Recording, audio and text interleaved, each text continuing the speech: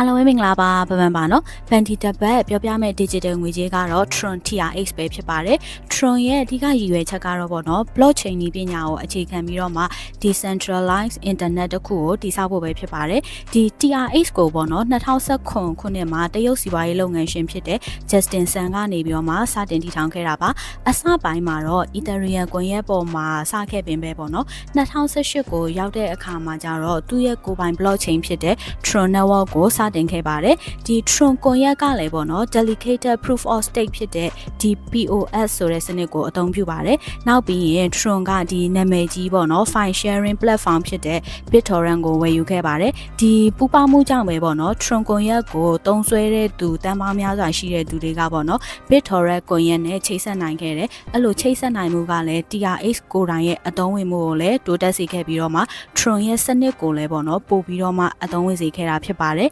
2021ခုနှစ်မှာတော့ Tron က Tron DAO ပေါ့နော် Decentralized Autonomous Organization အဖြစ်နဲ့သူကအသုံးပြုတဲ့သူတွေစီကိုလွှဲပြောင်းပေးခဲ့ပါတယ် Tron ရဲ့ကွန်ရက်ကပေါ့နော်တစ်စက္ကန့်ကို transaction ပေါင်း2000နီးပါးကိုလှုပ်ဆောင်နိုင်ပါတယ်အဲ့ဒါအပြင်ပေါ့နော်ငွေပေးချေမှုအတွက်ကုန်ကျစရိတ်တွေကလည်းဒီ Bitcoin နဲ့ Ethereum တို့လိုကွန်ရက်တွေနဲ့ရှင်ရင်တော့အများကြီးပဲတက်တာပါတယ်ဒီ Tron ကွန်ရက်ကပေါ့နော်ဘန်တို့ဒီတော်တော်များများသုံးစွဲနေတဲ့ stable coin တစ်ခုဖြစ်တဲ့ USDT ကိုထောက်ပံ့ပေးတဲ့အဓိကကွန်ရက်တွေထဲကတစ်ခုပဲဖြစ်ပါတယ်။ငွေကြေးလွှဲပြောင်းမှုတွေကိုဒီမြန်ဆန်ပြီးတော့မှကုန်ကျစရိတ်နည်းနည်းနဲ့လှုပ်ဆောင်နိုင်တဲ့အတွက်ကြောင့်မို့လို့ပေါ့နော် USDT ကင်ဆောင်ထားတဲ့သူတွေအတွက်ဆိုရင်လည်းအရန်ကိုအသုံးဝင်တဲ့ဒီ platform တစ်ခုဖြစ်တယ်ပေါ့နော်။အဲအချက်တွေကြောင့်ပဲဒီ TRX ကဒီ crypto လောကထဲမှာဆိုရင်သူ့ရဲ့ crypto လောကထဲမှာဆိုရင်သူ့ရဲ့လေမြန်မှုနည်းပညာတိုးတက်မှုတွေကြောင့်အရေးပါတဲ့အခန်းကဏ္ဍကနေပါဝင်နေတဲ့ cryptocurrency တစ်ခုပဲဖြစ်ပါတယ်ဒီ Tron နဲ့ပတ်သက်ပြီးတော့မှဆွေးနွေးချင်တာအကြံပြုချင်တာလေးတွေရှိတယ်ဆိုရင်လည်း